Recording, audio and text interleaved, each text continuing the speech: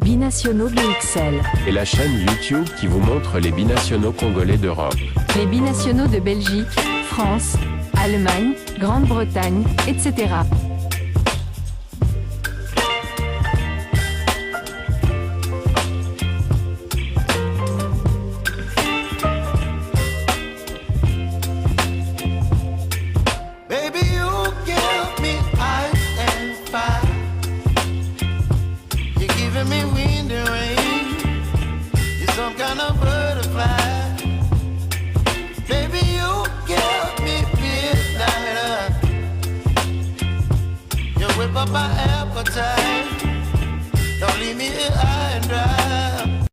Bonjour à tous, l'heure est venue de vous présenter un nouveau binational belgo-congolais qui affole le calcio.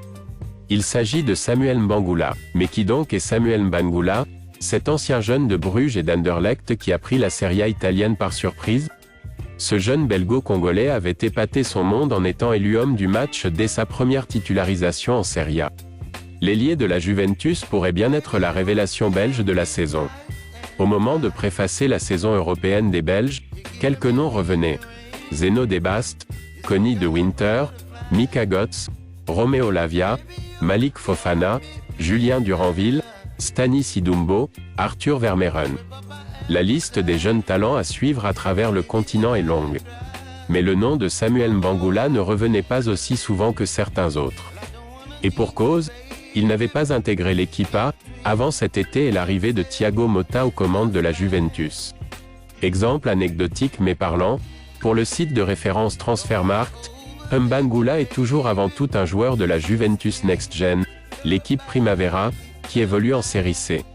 Bien vite cependant, on a compris que Thiago Motta appréciait Samuel Mbangula, car l'ailier belge polyvalent, il peut évoluer aux trois postes de l'attaque, avait été pris pour la préparation estivale de la Juventus, au contraire par exemple de l'autre talent belge Joseph Nongué, également d'origine congolaise, qui avait pourtant déjà fait ses débuts en équipe à Thiago Motta voit Mbangula l'ailier gauche physique, de par son volume plutôt que son gabarit, et technique qu'il recherche, capable d'amener le danger depuis le flanc ou en rentrant dans le jeu.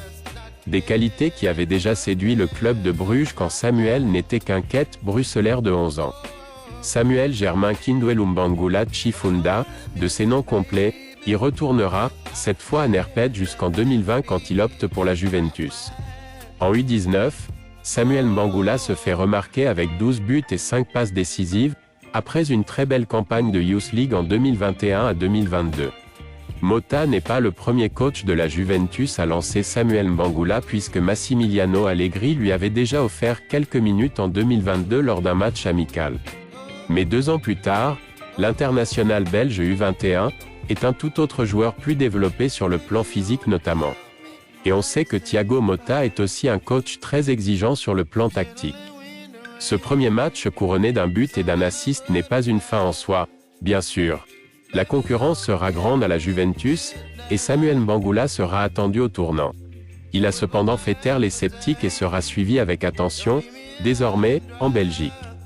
Y compris à la fédération, car il ne faudra pas laisser un tel talent hésiter trop longtemps entre les Diables Rouges et les Léopards du Congo. Où va-t-il s'arrêter? Auteur d'un but et d'une passe décisive lors de la première journée, Samuel Mbangula a remis le couvert, en s'offrant un nouvel assist et en provoquant un penalty lors de la deuxième journée de Serie A, 2024 à 2025.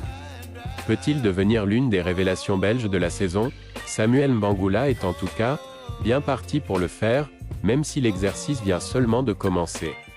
Poussé dans le noyau A de la Juventus, le jeune ailier gauche était titulaire dès la première journée de Serie A, le week-end dernier contre Côme. Le Diablotin avait déjà impressionné, avec un but et une passe décisive. Pour la deuxième journée, l'ancien de Bruges et d'Anderlecht était une nouvelle fois titulaire avec la vieille dame, pour un déplacement au Hellas Vérone. Et pour la deuxième fois consécutive, Samuel Mbangula est l'un des prétendants au titre d'homme du match.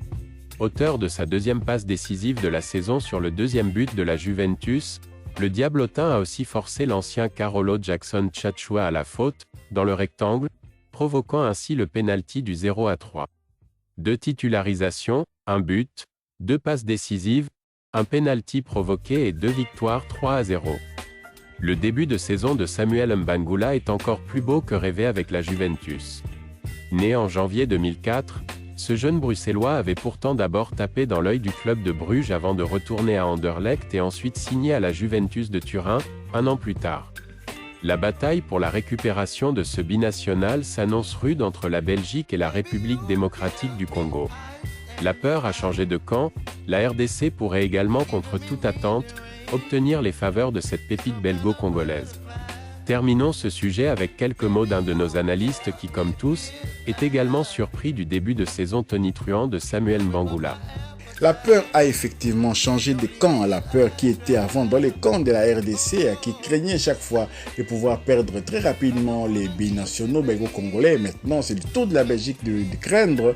Et la Belgique sait très bien que nous avons un œil, nous avons un sélectionneur manager performant qui sillonne un peu l'Europe comme ça pour pouvoir dénicher et récupérer des binationaux, notamment en France, parce que Sébastien Desabre s'occupe beaucoup plus de binationaux en France, mais en Belgique aussi, il y en a pas mal. Ceux de la Belgique sont plus susceptibles d'être récupérés par la Belgique, justement parce que il suffit d'un joueur comme ça qui brille un peu quelque part et pour les voir déjà en équipe de Belgique chez les Diables Rouges, tandis que pour la France c'est un peu beaucoup plus difficile. La France a déjà publié sa liste et dans cette liste là par exemple il n'y a point de Arnaud Kalimuendo, il n'y a pas de Mateta malgré ses 4 buts qu'il a marqués aux Jeux Olympiques. Je ne sais pas si on leur permet de se reposer ou quoi. En tout cas, Mateta qui aussi a déjà repris avec Crystal Palace et il n'est pas dans cette liste-là de Didier Deschamps. Par contre, son coéquipier Olysée, lui, il est bel et bien dans la liste. Donc voilà. La peur a changé de camp. La RDC retient son souffle. Aujourd'hui même, le 30 août 2024, la Belgique va publier sa liste. Le sélectionneur Domenico Tedesco annoncera la liste aujourd'hui, donc pour les 2 rencontres de la Ligue des Nations. Et la Belgique justement va affronter la France, notamment dans l'une de ces 2 rencontres. Et donc on va voir, nous aujourd'hui aussi, on a fait ces sujets. Est-ce qu'on aura le temps de savourer, de rêver un peu s'il se retrouve dans la liste de la Belgique? Donc c'est foutu, c'est déjà perdu. Espérons seulement que cela ne puisse pas arriver. Et donc si ça arrive, bon, bonne chance à lui. Et espérons qu'il va faire une longue carrière internationale. Une autre information, toujours concernant la Belgique, la reconduction du contrat de Domenico Tedesco, le sélectionneur belge, a pour conséquence que Thibaut Courtois a décidé de ne plus jouer avec l'équipe nationale de Belgique, les Diables Rouges, tant que Tedesco sera en poste. Donc voilà, c'est un peu dommage. Le gardien international titulaire du Real Madrid, en plus de ça, a fait une croix sur les Diables Rouges à cause d'un conflit avec le sélectionneur allemand. Il est d'origine italienne, mais il est allemand quand même. Il a une nationalité allemande, mais il est d'origine italienne.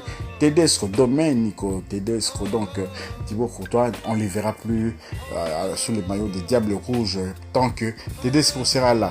Donc, croisons les doigts. C'est un joueur quand même un peu surprenant. Il a commencé à l'âge de 10 ans déjà. Il avait été détecté par le Football Club de Bruges. Il est resté 4 ans, il est resté 4 ans, à 5 ans, il est resté 5 ans du côté du FC Bruges de 2014 à 2019 et ensuite il est arrivé à Anderlecht. Il n'a fait qu'une saison à Anderlecht, donc de 2019 à 2020 et directement Anderlecht n'a pas traîné. Anderlecht l'a vendu du côté de la Juventus de Turin. Donc voilà, il est parti à la Juventus de Turin et donc l'Anderlecht n'a pas voulu traîner parce que un joueur de cette qualité-là, vous l'avez vu lors de ses 2 premières journées contre Como et puis contre Hellas Vérone, il a été éblouissant à tel point que maintenant les Belges commencent à citer son nom dans les réseaux sociaux pour qu'on puisse le récupérer en équipe nationale. Et comme je vous le disais, les sélectionneurs belges et allemands d'origine italienne, je suppose qu'ils regardent les calcio. Je crains le pire. Donc la RDC retient son souffle pour aujourd'hui. La liste va sortir et on espère que Samuel Mbangula ne sera pas dans cette liste-là. On n'est pas méchant avec lui, mais nous aussi, et c'est ça, on aimerait bien le récupérer chez les Léopards de la RDC. Voilà les choses. Dans cette liste-là de la Belgique, il y aura peut-être des absents aussi d'origine congolaise, notamment Lukaku qui n'a pas encore repris. Il y a encore Aster Franks aussi qui n'a pas encore repris avec son club. Donc probablement ils ne seront pas là. Ils auront fort à faire contre la France qui a maintenu quand même presque son noyau qu'on a vu pendant la Coupe du Monde. Donc voilà, il y aura aussi la perte de Mateta, enfin pas la perte de Mateta, mais l'échec un peu de Mateta dans son espoir de pouvoir figurer sur la liste de Didier Deschamps. Mais voilà, il n'est pas sur la liste et donc c'est un peu dommage pour lui.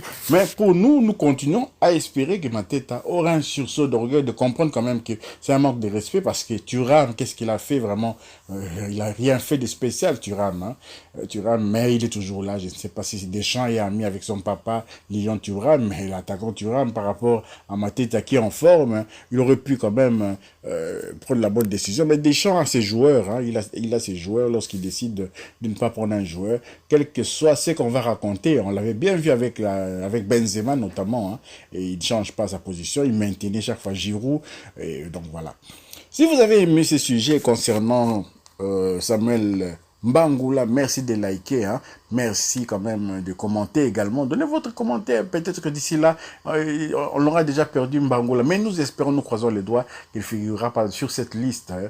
Et c'est dommage aussi parce que maintenant, à chaque fenêtre internationale, les équipes européennes jouent aussi. Donc il y a ils ont créé des compétitions comme ça qui font que forcément on risque de perdre beaucoup de nos binationaux, mais ils ne peuvent pas jouer avec 11 Congolais sur le terrain. Il viendra bien un moment que certains vont nous revenir. Ils sont nombreux, hein. Il y a encore toujours à la Juventus de Turin, on vous l'a dit qu'il y a le jeune Nongue qui est également à la Juventus de Turin, il est d'origine congolaise aussi, hein. Il faudra prendre tout le monde alors si vous voulez empêcher la RDC de pouvoir lorgner sur ces jeunes. Merci de vous abonner pour ceux qui ne sont pas encore abonnés et d'activer la petite cloche de notification qui vous permettra de ne pas manquer les prochaines vidéos que nous allons mettre en ligne. Binationaux BXL vous dit au revoir. Binationaux BXL. Et la chaîne YouTube qui vous montre les binationaux congolais d'Europe. Les binationaux de Belgique, France, Allemagne, Grande-Bretagne, etc.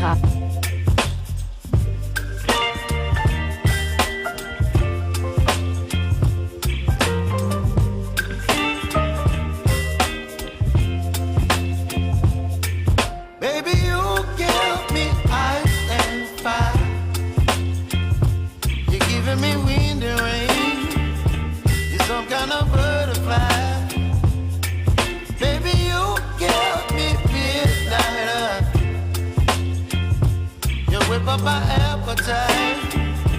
Don't leave me here high and dry.